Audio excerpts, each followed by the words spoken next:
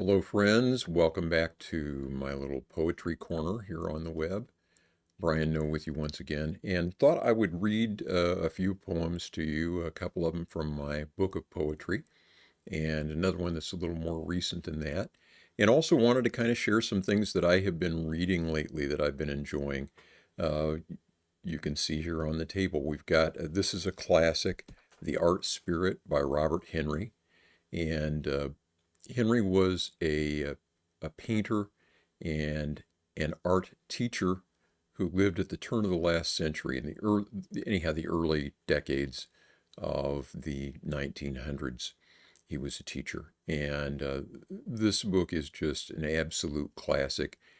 I'm not a painter and not much of a graphic artist at all, but I'm finding it really interesting, and a lot of what he has to say about about the art and craft of painting has to do it has a lot to tell us about other creative pursuits. So as a creative, I'm just finding this super interesting and amazed, really, in some ways that I hadn't run across it up until now. But anyway, highly recommended there.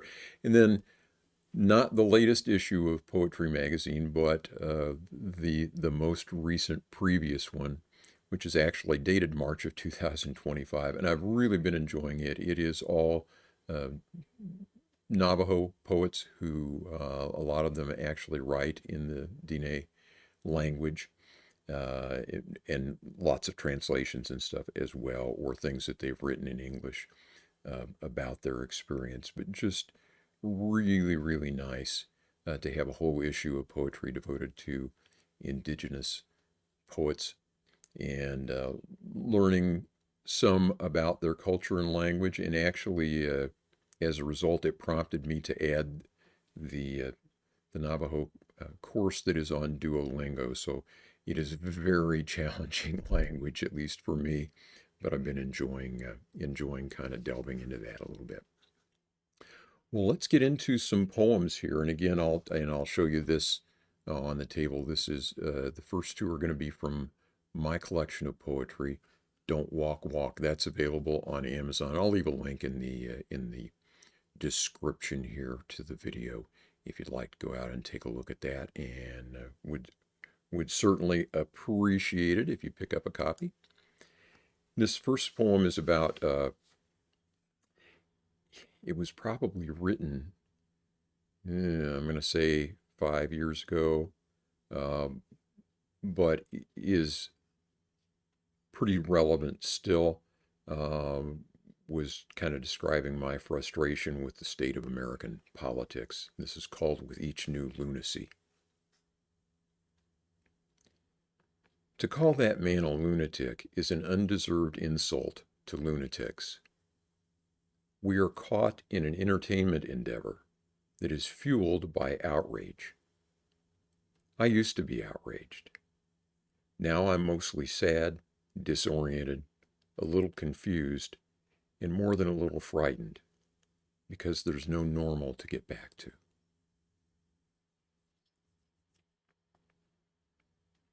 The second one, also from Don't Walk, Walk, is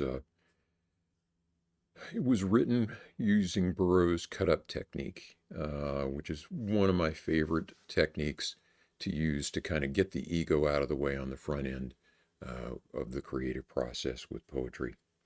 And I'll try and find a link to kind of describe more about that technique to put in description as well if I can. Uh, but it's pretty fascinating. Um, and this is a reflection on a tarot card, one of the major arcana called the Hanged Man. It's called Inversion. Cross of living wood, man suspended in time, serene saint, martyr, bound and unrestricted. In this hanging, the man is the tree. Root moves to the top. At the first inversion, all is brighter now. Release the unexpected pattern to see the hidden pattern of the universe. Fall into alignment. Dive into resonance. Surrender to harmony. Flow.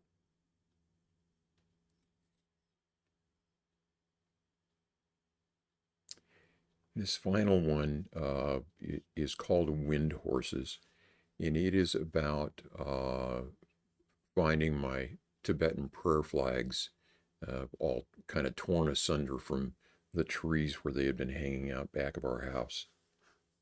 And it refers to Long Ta, which means wind horse. These are certain kind of style of Tibetan prayer flags where it's believed that the horses carry our prayers on the wind.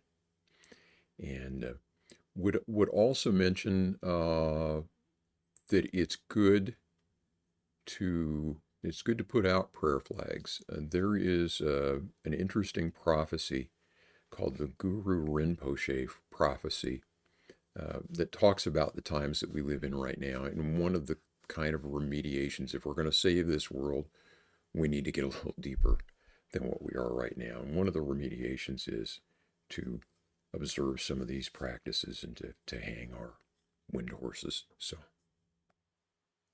I don't know how long the prayer flags were down before we noticed. Kids spotted them first. What's up with our flags?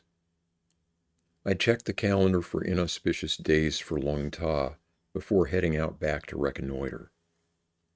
The cord was broken or cut on both ends, left a little noose or loop around the maples branch to the west, left the first flag, a yellow one, to the east. The rest of it, yellow, blue, white, red, green jumbles from Nepal, was strewn all about the scratchy branches of an invasive bush and wrapped around the gentle old evergreen's trunk, beyond my ken to repair.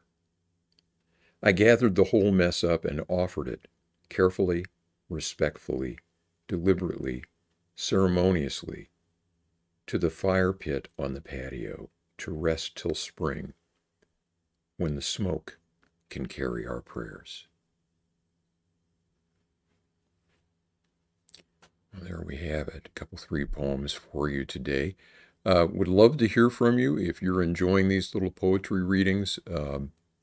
If you've got other suggestions on cool things to read or cool things to look at out on the web, anything like that, I would love to hear from you. You can visit my website at noebie.net. That's NOEBIE.net.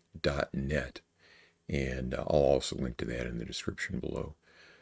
Hope to be back with you again doing this sort of thing soon, maybe. And in the meantime, take care of yourself. I wish you peace.